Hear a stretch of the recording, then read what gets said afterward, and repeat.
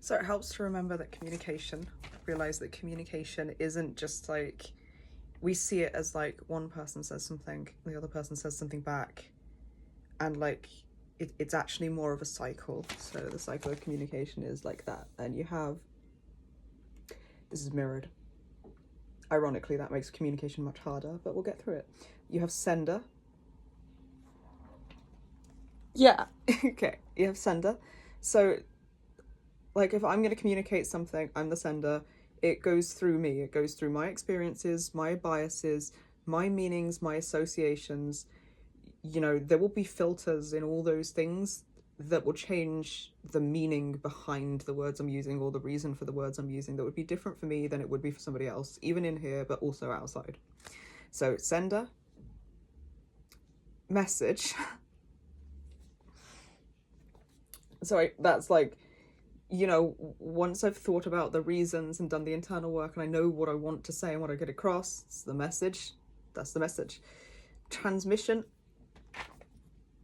and noise. So I think that's like also, that's delivering the message, speaking with the words I'm using, the structure of the sentence that I choose to get out. But also I think it would count as like noises in the environment. So like if there's barriers that can disrupt this cycle at various different stages. And I think transmission and noise is like not just transmission of the message, but you know, what other things are happening that could create barriers to somebody hearing the message, just physically, in terms of like, is there a lot going on in the environment, things like that. Receiver. So then that's, you know, the person hearing it, and then their associated meanings and their experiences and their system of beliefs and all of the different lenses that my message will go through them for them to create a meaning about the raw data they're receiving based on, you know, their view of the world and of me and of themselves. So it goes through all of those layers. And then feedback.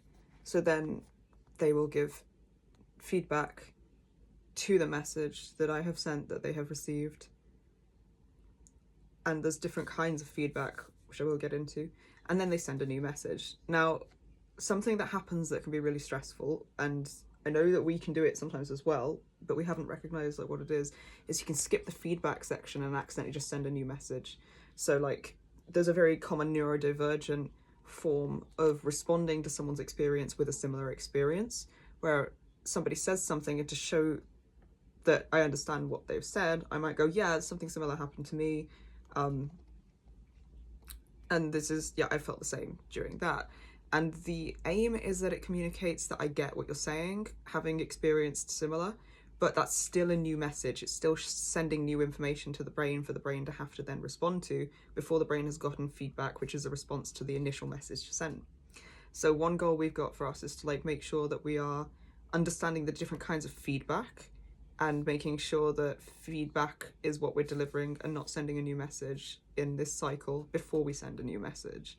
So it would be like, if somebody told me something that happened to them, instead of going, yeah, this thing happened to me, I would give feedback, which can be like non-commental noises of like, yeah, okay, but you know, genuine instead of like not so robotic. That was not an exact example. It's supposed to come out authentically, but those noises. And then it can also be things like reflecting what you heard, either through paraphrasing what was said.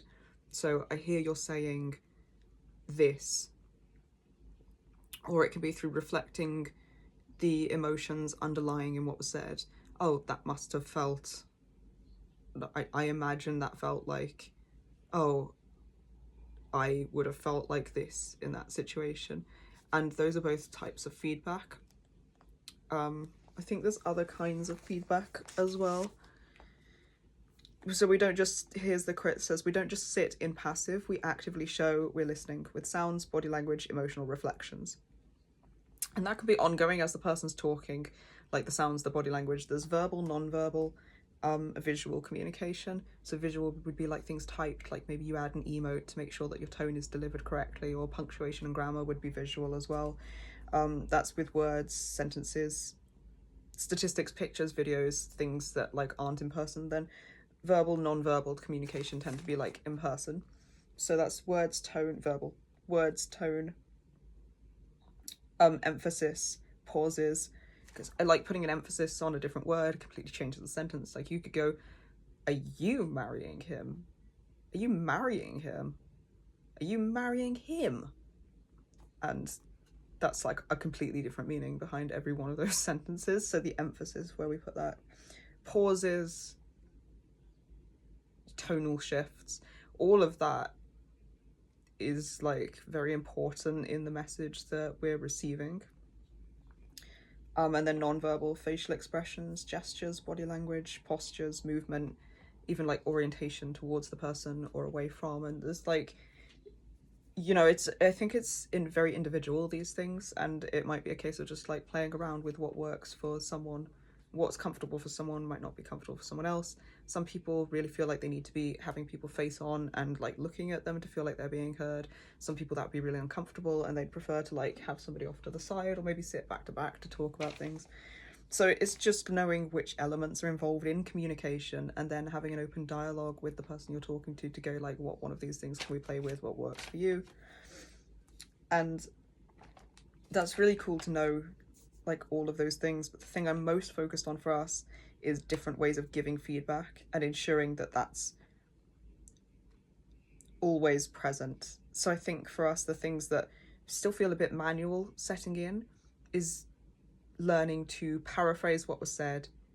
Oh, this is what I heard. Does that sound right to you? Adding in questions, because like, especially when interest is authentic and genuine, you can find you fall into a rhythm of like an effective communication cycle really easily. And it like you ask questions because you want to know or because you want to understand. But sometimes trauma can disrupt this cycle and make it difficult or make you feel like you can't ask questions for different reasons. So learning to manually add in the right questions that reflect what was just talked about in a way that is like the appropriate amount of feedback is still feels kind of like a cognitive skill to build. And then learning to reflect the emotions that were coming up and saying, oh, I hear you say that you must have felt like this, or I imagine that would have felt very like this. And like making sure that we are listening actively is still very much something we're building. So this is just so helpful to be like, oh, it's literally, it's a process, and you do this at this point, you do this at that point, and then you do this next. And like literally just knowing that while the person is speaking in a conversation, we are giving feedback, which means that most of what I need to do is literally just listen and focus on hearing what they're saying and not thinking about the narratives of like, am I eye contacting too much enough? And like, am I supposed to do, like, knowing that I can drop all that because just listening is the priority, then makes it easier to know that by giving these non-commental body language, tone, noises of like, yeah, and just doing that is enough. That's appropriate while someone's talking. Then at the end of them talking, I can give more feedback in the form of a summary, a reflection, a question.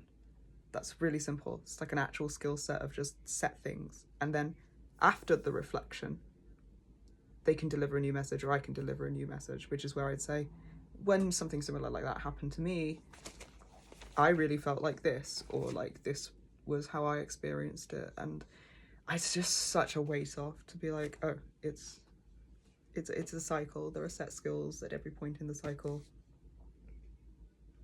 These are what I do here. It's really, really relaxing.